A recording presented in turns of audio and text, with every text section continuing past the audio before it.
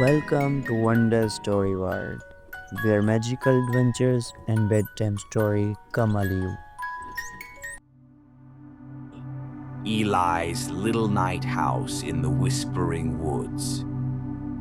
The moon was smiling softly above the Whispering Woods, sprinkling silver light across the tall, sleepy trees. In the middle of that quiet forest lived an 8-year-old boy named Eli.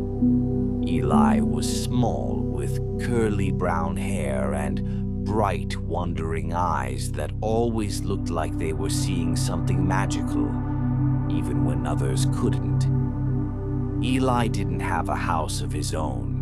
He lived in a little tent made of old cloth near a pond that sparkled like stars had fallen into it. But one night, as the crickets sang and the wind whispered secrets through the trees, Eli sat up in his tent and said softly, "Tonight, I'm going to build my very own night house, a house that glows like the moon." He packed his tiny wooden box with tools, a small hammer, some shiny nails he found near the stream, and a few pieces of driftwood. Then, with a sleepy yawn but sparkling excitement, he stepped into the moonlight. The forest was alive that night. The fireflies followed Eli like tiny lanterns. The owls blinked down at him from the branches, curious about the little boy walking alone with so much determination. Eli reached a clearing where the grass was soft and cool. He took a deep breath and began his work. "This will be the wall," he whispered as he placed a flat piece of wood on the ground. "And this will be the window, so I can watch the stars before I sleep." The night breeze hummed a lullaby while Eli worked.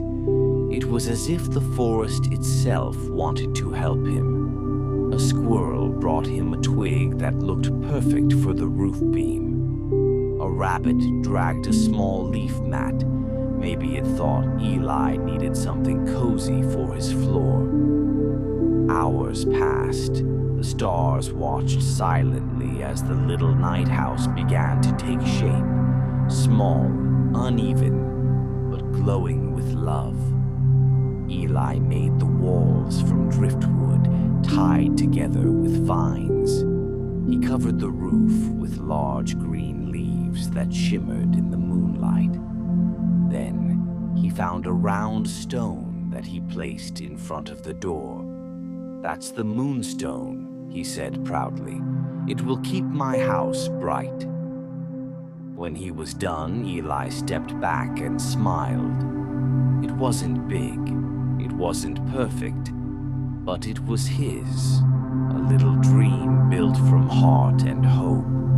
He went inside, curled up on his leaf bed, and whispered, "Thank you, forest, for helping me." The trees rustled in reply as if they were saying, "Good night, little builder." Just then, something magical happened. A gentle glow spread from the moonstone outside, and soon the whole house began to shimmer softly. The light wasn't too bright, just enough to make Eli's eyes sparkle with wonder before they slowly closed in sleep. Dreams filled his mind, dreams of tiny stars visiting his house, of fairies peeking through the window, and of the forest animals sleeping peacefully around him. By the time the morning sun stretched its golden arms across the woods, Eli's little night house glowed like a memory from a dream. The animals gathered near it, birds chirping, squirrels chattering, and even the shy deer standing close as if they knew something beautiful had happened in the night. When Eli woke up, he rubbed his eyes and smiled at the sunlight spilling through his leafy window. His tiny house stood strong, shining softly like it had kept a secret from the stars. "I did it," Eli whispered, his voice full of sleepy joy. "I really built a home." He opened his door, stepped outside, and stretched his arms toward the morning sky. Above him, the moon was fading away, but before it disappeared, it seemed to wink at him, proud of the little boy who built dreams out of wood and moonlight.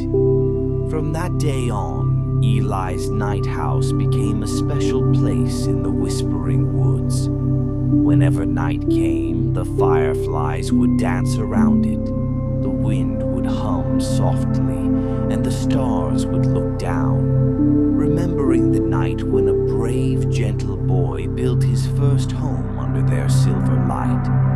And sometimes when travelers passed through the forest, they swore they saw a small house glowing faintly at midnight, as if it was still holding the warmth of a child's dream.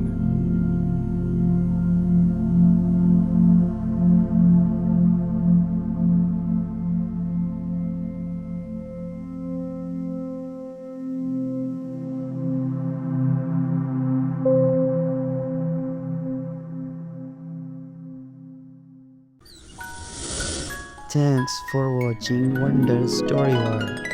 Like, share, and subscribe for more stories. Sweet dream begin here at Wonder Story World.